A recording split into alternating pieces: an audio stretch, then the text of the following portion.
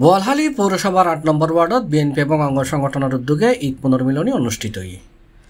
এপ্রিলের ৫ তারিখ শনিবার বিকালে উপজেলা বিএনপি সাবেক সদস্য সচিব আলহাজ নুরুল করিম নুরুর সভাপতিত্বে এডে প্রধান অতিথি হিসেবে উপস্থিত আছেন চট্টগ্রাম মহানগর বিএনপির আহ্বায়ক আলহাজ মোহাম্মদ এরশাদুল্লাহ। অনুষ্ঠানের প্রধান বক্তা আছেন উপজেলা বিএনপির সাবেক আহ্বায়ক শওকত আলম শওকত।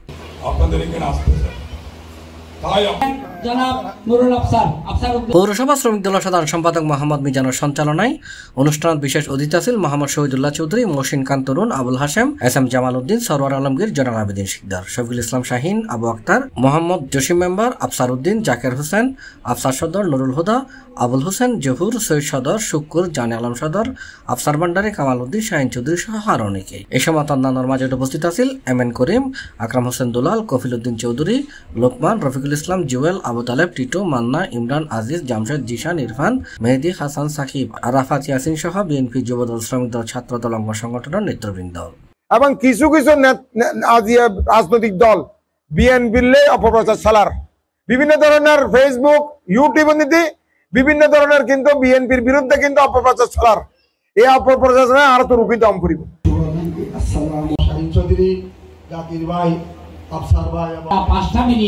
শুধু ওনার বক্তব্য শুনে যেহেতু মাগরিবের নামাজ এরশাদ ভাইয়ের আগমন শুভেচ্ছা স্বাগত। চট্টগ্রাম মহানগর বিএনপির আহ্বায়ক আপনাদের এখানে আসতেছে।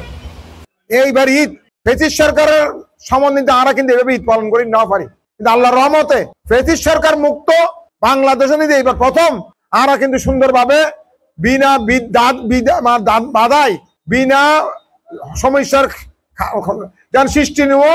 ফেসিস সরকার যেহেতু নাই, পুলিশের যেহেতু অত্যাচার নাই, সেই জন্য আমরা ব্যাগ কোনো কিন্তু মাথা আর আল্লাহর কাছে কিন্তু শুক্রিয়া আদায় করে মাথা উঁচু করি আর ঈদ পালন করছি। যে না আল্লাহ পুলিশ সবচেয়ে বেশি কিন্তু গৌরবের ব্যাপার, দলসরে শক্তিশালী গরম পরিব।